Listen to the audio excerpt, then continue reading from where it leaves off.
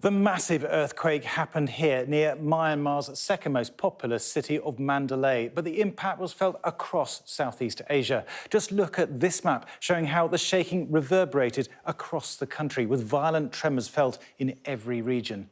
Aid has begun pouring in from around the world: nurses, doctors and search teams with dogs. There's practical aid too: tents, blankets, medical supplies, food and water. Millions in aid funding has been promised, and some of the world's biggest aid groups like UNICEF, the Red Cross and Amnesty International have mobilised, but they all face huge issues getting help to the people who need it most. There isn't electricity a lot of the time in lots of areas. There might be no phone reception. There might be no internet. And transport options can be incredibly limited as well. What this just means for the logistics and trying to bring assistance to where it's needed, it's huge. Myanmar is also a country that's been ravaged by a brutal civil war since a military coup in 2021. This is a closed-off country. In recent years, the government has been reluctant to accept aid and politicise the way it's been handed out. It's been a challenge for aid groups.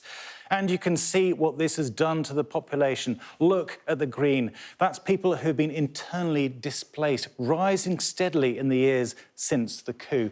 Before the earthquake, the UN's refugee agency estimated 3.5 million people were displaced. That number is certainly higher now. And here's one more sobering statistic. Even before the earthquake, the UN was projecting that 20 million people in Myanmar were going to need humanitarian assistance this year. Who knows how many more now? Then there's the problem of Myanmar's infrastructure. Hospitals are poorly funded, lacking supplies, and in the years since the coup, there have been attacks on health workers by the regime. Now some have been destroyed, like this one in Naypyidaw. Roads already in a poor condition have been further destroyed, so relief agencies may struggle to get aid to people in some areas. Now, earthquakes in Myanmar aren't uncommon. A fault runs down the middle of the country, but quakes of this magnitude are rare.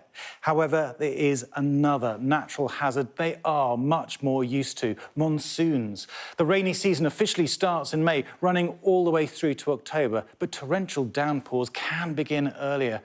Coastal areas are likely to see the most rainfall. Here in dark blue, sometimes more than 5,000 millimetres or 5 metres across a year. Even areas inland near the epicentre can see heavy rains. Myanmar's ability to deal with the oncoming season will be significantly degraded now. Such a strong earthquake would have had a terrible impact even on its own, but with the population already struggling for so many reasons, the impact will be truly devastating.